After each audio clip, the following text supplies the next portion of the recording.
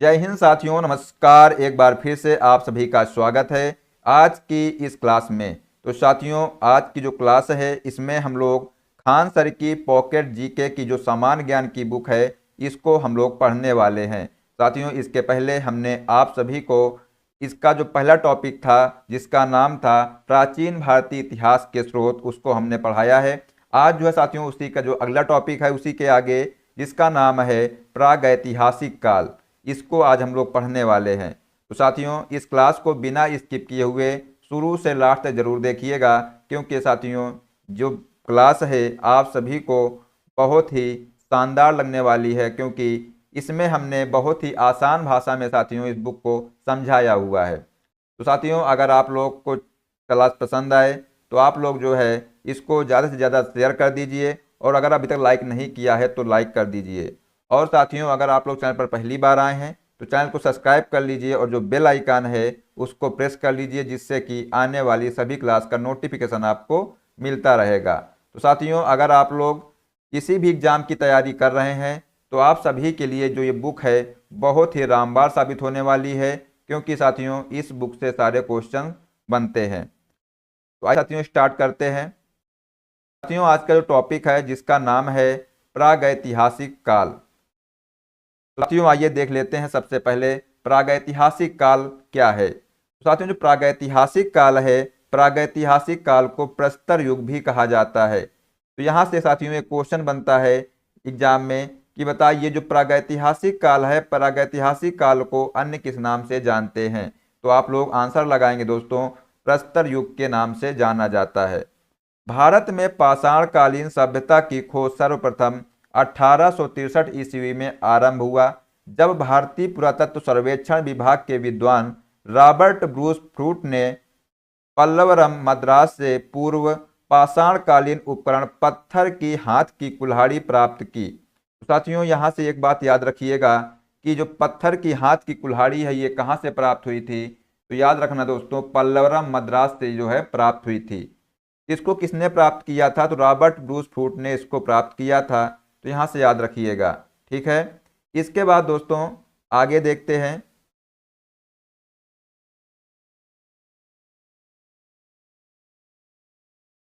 आगे है इसी के कि ब्रिटिश वैज्ञानिक और पुरातात्विक रॉबर्ट ब्रूस फ्रूट ने भारतीय संस्थापक जियोलॉजिकल सर्वे ऑफ इंडिया के लिए भारत में इतिहास पूर्व स्थानों का भूविज्ञान संबंधी सर्वेक्षण किया था। तो यहाँ से याद रखना दोस्तों कि भारत में इतिहास पूर्व अध्ययन का संस्थापक कौन है। अगर आपसे एग्जाम में क्वेश्चन बने तो आप लोग आंसर बताइएगा दोस्तों, रॉबर्ट ब्रूस फ्रूट हैं। तो भारतीय पुरातत्व सर्वेक्षण के जनक या पूछ लिया जाए, या आपसे पूछ लिया जाए भारत में इतिहास पूर्व अध्ययन के संस्थापक कौन है, तो आप लोग आंसर लगाइएगा रॉबर्ट ब्रूस फ्रूट को, ठीक है। इसके बाद दोस्तों आगे देखते हैं कि विद्वानों का विचार है कि इस सभ्यता का उदय और विकास अति नूतन काल यानी प्लायोसीन एज में हुआ था। कब हुआ था? तो दोस्तों याद रखना दोस्तों, अति नूतन काल या प्लायोसीन एज में हुआ था, ठीक है। तो ये भी आप लोग याद रखिएगा। इसके बाद दोस्तों आगे है कि अब तक की जानकारी के अनुसार 400 करोड़ वर्ष पुरानी पृथ्वी की 4 अवस्थाओं में से चौथी और अंतिम अवस्था के 2 भाग हैं, और वो 2 भाग कौन कौन से हैं तो आइए यहाँ से देख लेते हैं। दोस्तों अति नूतन और अद्यतन ये 2 भाग हैं। अद्यतन को होलोसीन भी कहा जाता है। लेकिन दोस्तों यहाँ पर बात की जाए अति नूतन की, तो अति नूतन दोस्तों 10 लाख वर्ष से 1000 वर्ष पूर्व और अद्यतन युग को आज से 10,000 वर्ष पूर्व आरंभ माना जाता है। मानव सभ्यता के इस प्रारंभिक काल को सुविधानुसार 3 भागों में बांटा गया है। ये जो मानव सभ्यता का जो प्रारंभिक काल था, इसको सुविधानुसार 3 भागों में बांटा गया है। पहला है पुरापाषाण काल, मध्य पाषाण काल और नवपाषाण काल। तो दोस्तों जो पुरापाषाण काल है इसको 5 लाख ईस्वी पूर्व से लेकर के 50,000 ईस्वी पूर्व तक का जो है आखेट व खाद्य संग्राहक काल था, ठीक है। तो यहाँ से याद रखिएगा कि जो पुरापाषाण काल है ये 5 लाख ईस्वी पूर्व से लेकर के 50,000 ईस्वी पूर्व तक का जो काल था इसको पुरापाषाण काल कहा जाता है। और इस काल में दोस्तों आखेटक व खाद्य संग्राहक का जो काल था, ठीक है। इसके बाद दोस्तों देखते हैं मध्य पाषाण काल। मध्य पाषाण काल की बात करते हैं दोस्तों। मध्य पाषाण काल है ये जो है 10,000 ईस्वी पूर्व से लेकर के 7,000 ईस्वी पूर्व तक का जो काल था, इसी को मध्य पाषाण काल कहा जाता है। जो मध्य पाषाण काल है साथियों, इसको आखेटक व पशुपालक काल कहा जाता है, ये भी आप लोग याद रखिएगा। ठीक है। इसके बाद दोस्तों बात करते हैं नवपाषाण काल की।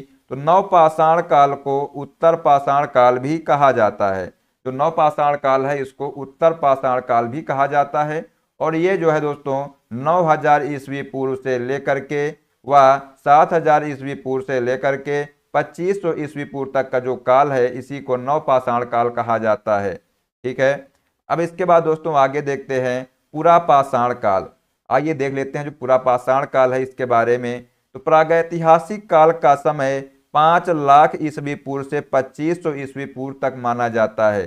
दोस्तों जो प्रागैतिहासिक काल का समय जो है 5 लाख ईस्वी पूर्व से लेकर के 2500 ईस्वी पूर्व तक माना जाता है। इसके बाद जो है आगे देखते हैं दोस्तों, बात करते हैं पुरापाषाण काल की। दोस्तों पुरापाषाण काल है, इसमें जो है भारत में पुरापाषाण युगीन सभ्यता का विकास प्लाइस्टोसीन या हिम युग से हुआ है। किससे हुआ है? तो भारत में पुरापाषाण युगीन सभ्यता का विकास प्लाइस्टोसीन या हिम युग से हुआ है। पुरापाषाण काल के मानव की जीविका का मुख्य आधार आखेट या शिकार था और शिकार ही इस काल में आदि मानव के मनोरंजन का साधन था। तो दोस्तों यहाँ से आप लोगों को समझ में आया होगा। अगर आपसे पूछा जाए कि पुरापाषाण काल के जो मानव था इसकी जीविका का मुख्य आधार क्या था, तब दोस्तों आप लोग आंसर लगाएंगे आखेट या शिकार करना जो है इसका मुख्य भूमिका का आधार था। ठीक है। लेकिन अगर आपसे पूछा जाए दोस्तों कि भारत में पुरापाषाण युगीन सभ्यता का जो विकास है वो किस युग से हुआ है, तो आप लोग बताइएगा प्लाइस्टोसीन या हिम युग से हुआ है। ठीक है। ये आप लोग इसका आंसर याद रखिएगा। इंपॉर्टेंट पॉइंट साथियों यहाँ से क्वेश्चन बनता है। इसके बाद दोस्तों देखिए यहाँ पर क्या कहा गया है कि इसका प्रमाण जो है कुल्हाड़ी, हैंड एक्स इसी को बोलते हैं, और बिदारणी, क्लीवर और गंडासा खंडक का उपयोग जिसके अवशेष पंजाब की सोहन नदी घाटी से मिलते हैं तथा उत्तर प्रदेश के बेलन घाटी, राजस्थान के डिडवाना तथा नर्मदा की घाटी से प्राप्त होते हैं। तो अब यहाँ पर बात की गई है दोस्तों कुल्हाड़ी की। तो कुल्हाड़ी जो है कहाँ से प्राप्त हुई है, या आपसे पूछ लिया जाए कि जो बिदारणी है, क्लीवर और जो गंडासा है खंडक, इसका उपयोग, इसके अवशेष जो है कहाँ से मिले हैं, तो आप लोग दोस्तों बताएंगे पंजाब की सोहन नदी घाटी से जो है इसके अवशेष मिले हैं। यहाँ से एक क्वेश्चन ये बनता है। ठीक है। इसके बाद दोस्तों आगे देखते हैं, बात करते हैं आगे क्या कहा गया है इसमें। भीमबेटका, जो भीमबेटका है दोस्तों ये मध्य प्रदेश में है। कहाँ पर है? तो भीमबेटका दोस्तों मध्य प्रदेश में है। पहले तो ये आपको पता होना चाहिए। दोस्तों भीमबेटका की गुफाओं में तत्कालीन जो मनुष्यों के आवास के अवशेष मिले हैं। तो आप लोगों से पूछा जाए कि मनुष्यों के आवास के अवशेष कहाँ से मिले हैं, तब आप लोग आंसर बताएंगे दोस्तों भीमबेटका, जो भीमबेटका की जो गुफाएं हैं मध्य प्रदेश में वहां से मिले हैं। लेकिन तत्कालीन मानव आखेटक का जीवन जीता था तो स्थानीय निवास का अभाव था।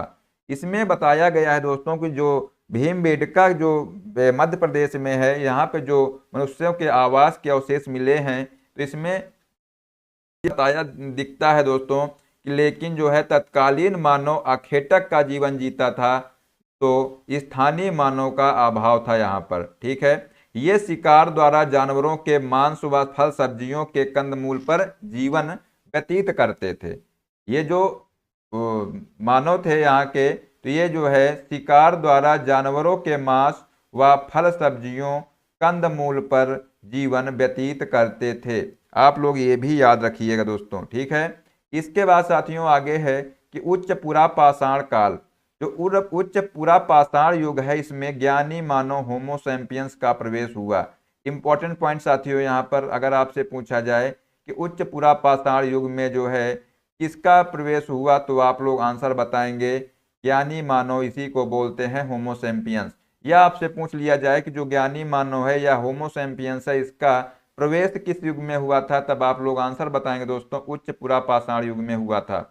अगर वहीं पर बात की जाए आग का आविष्कार, दोस्तों आग की खोज या आग का आविष्कार पुरापाषाण काल में हुआ था। कब हुआ था? पुरापाषाण काल में हुआ था। ये भी इंपॉर्टेंट पॉइंट है, इसको भी आप लोग नोट कर लीजिए, ठीक है। परंतु उस समय जो है मानव इसका प्रयोग करना नहीं जानता था। जब आग का आविष्कार हुआ तो उस समय जो है मानव जो है इसका प्रयोग करना नहीं जानता था। तो ये भी आप लोग याद रखिएगा कि उस समय जो है मानव इसका प्रयोग करना नहीं जानता था, ठीक है। इसके बाद जो है आगे देखते हैं।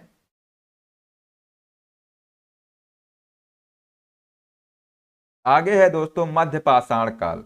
दोस्तों मध्य पाषाण काल है, मध्य पाषाण काल की बात करते हैं तो इसमें बताया गया है कि मध्य पाषाण कालीन मानव शिकार करके मछली पकड़कर तथा जंगली कंदमूल, यहाँ पर मूल है, कंदमूल का संग्रह कर उसी से अपना पेट भरते थे। तो मध्य पाषाण काल के जो मानव थे वो जो है मानव शिकार करके, मछली पकड़ करके तथा जंगली कंदमूल का संग्रह करके अपना पेट भरते थे।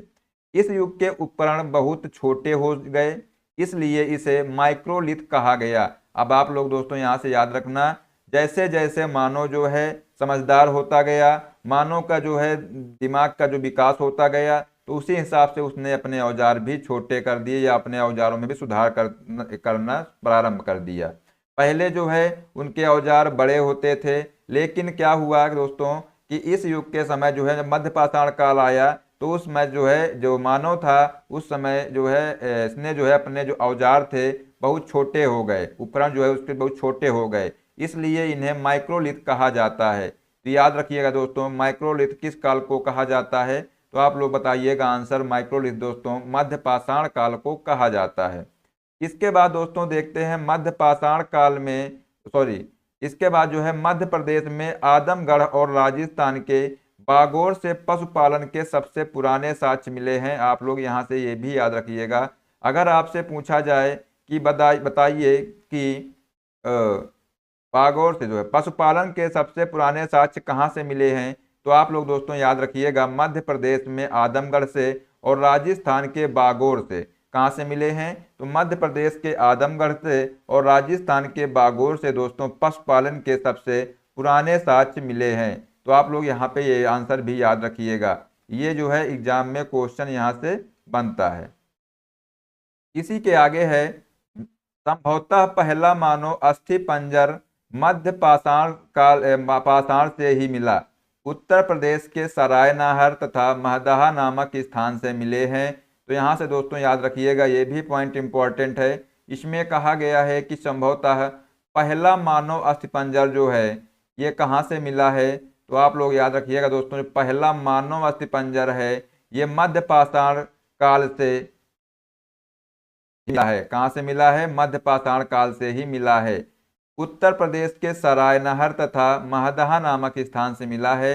कहाँ से मिला है? तो जो पहला मानव अस्थिपंजर है दोस्तों ये उत्तर प्रदेश के सरायनहर तथा महदहा नामक स्थान से मिला है। तो ये भी आप लोग याद रखिएगा, इंपॉर्टेंट है। इसके बाद दोस्तों देखते हैं नवपाषाण काल।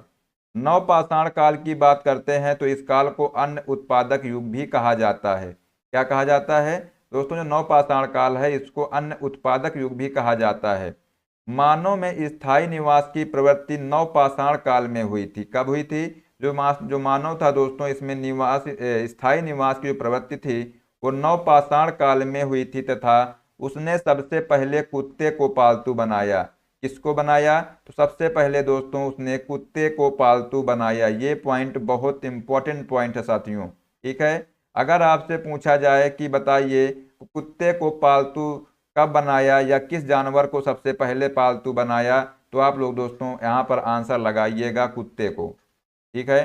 तो मानव में जो है स्थायी निवास की प्रवृत्ति आने लगी धीरे धीरे। हमने आपसे बताया कि जैसे जैसे मानव जो है समझदार होता गया वैसे वैसे जो है उसने अपनी परिस्थितियां भी चेंज करना प्रारंभ कर दिया।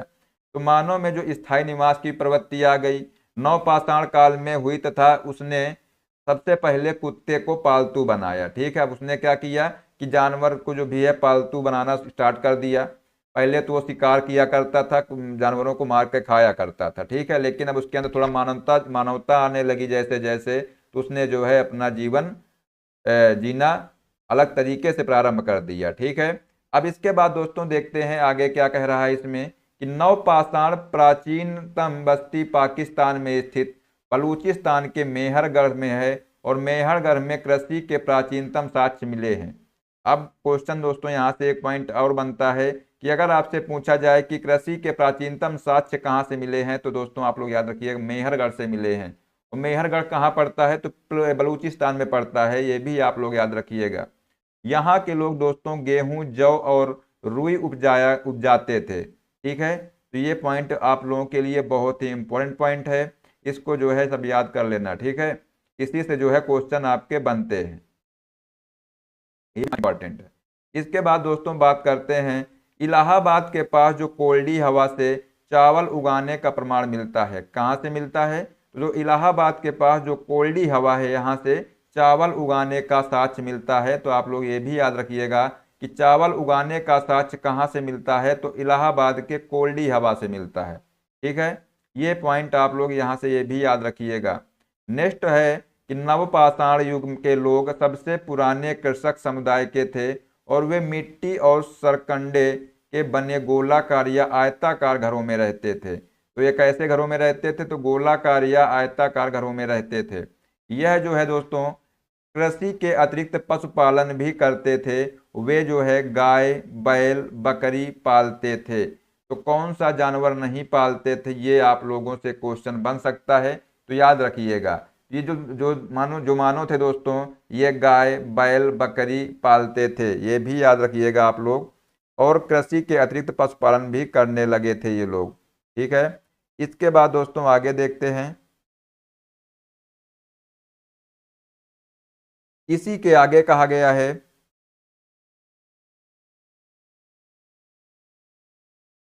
उपकरणों यानी हथियारों का प्रयोग करते थे। तो इस युग के जो मानव थे, ठीक है, वो क्या करते थे, ये जो है पालिशदार पाषाण उपकरण हथियारों का प्रयोग करते थे, और विशेष रूप से पत्थर की कुल्हाड़ी का प्रयोग करते थे। इसके अतिरिक्त वे सूक्ष्म पाषाण फलकों का भी प्रयोग करते थे। तो आप लोग ये भी याद रखिएगा दोस्तों कि इसके अतिरिक्त वे सूक्ष्म पाषाण फलकों का भी प्रयोग करते थे। बुर्ज होम तथा गुफ कराल, याद रखना दोस्तों, इसका नाम जो है बुर्ज होम तथा गुफ कराल, जो कि कश्मीर प्रांत में है। याद रखना कहाँ पर है, तो बुर्ज होम तथा गुफ कराल दोस्तों कश्मीर प्रांत में है, ये आप लोग याद रखिएगा। यहाँ से अनेक प्रकार के मृत भांड तथा बड़ी मात्रा में हड्डियों से निर्मित उपकरण औजार भी प्राप्त हुए हैं। कहाँ से, तो बुर्ज होम तथा गुफ कराल से, ठीक है। ये भी इंपॉर्टेंट पॉइंट है, इसको भी आप लोग याद रखिएगा। यहाँ कब्रों में कुत्तों को मालिक के साथ दफनाया जाता था। तो कब्रों में जो है कुत्तों को मालिक के साथ दफनाया जाता था। यहाँ सर्वप्रथम आग का प्रचलन हुआ, और नवपाषाण काल में सर्वप्रथम पहिए का प्रचलन हुआ। तो याद रखना दोस्तों कि यहाँ पर सर्वप्रथम जो है आग का प्रचलन हुआ, और नवपाषाण काल की बात की जाए तो यहाँ पर पहिए का प्रयोग हुआ, ठीक है। तो ये पॉइंट भी आप लोग याद रखिएगा। नेक्स्ट क्वेश्चन है कि दोस्तों यहाँ पर एक पॉइंट याद रखना, जो आग की खोज है ये मध्य पाषाण काल में हो गई थी। तो मध्य पाषाण काल में तो हो गई थी, लेकिन तब का जो मानव था इसका प्रयोग नहीं जानता था, ठीक है। लेकिन नवपाषाण काल में सर्वप्रथम पहिए का प्रयोग हुआ, ये आप लोग भी याद रखना, क्योंकि यहाँ से क्वेश्चन बनता है कि पहिए की खोज कब हुआ, तो आप लोग आंसर लगाएंगे नवपाषाण काल में हुआ था, ठीक है।